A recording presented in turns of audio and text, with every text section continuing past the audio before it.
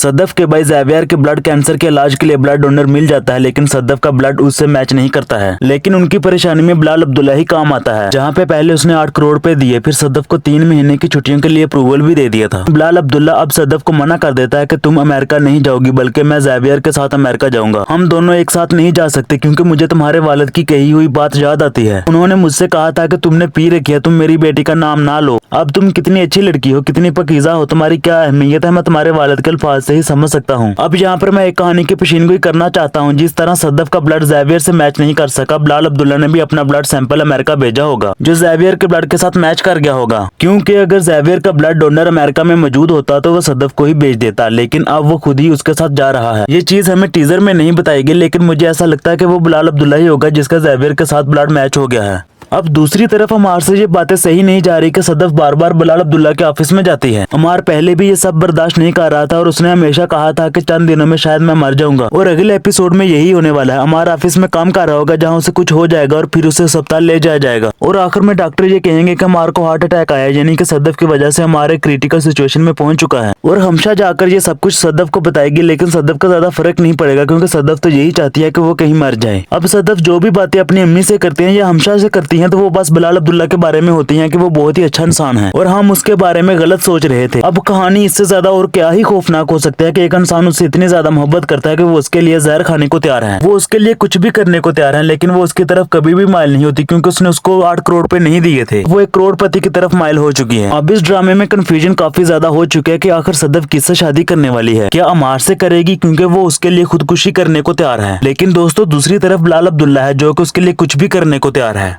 और आप हमें कमेंट सेक्शन में बताएं कि आपको अब तक ये ड्रामा कैसा लगा है, और अगर आपको ये वीडियो अच्छी लगी तो वीडियो को लाइक और चैनल को जरूर से सब्सक्राइब कर दें।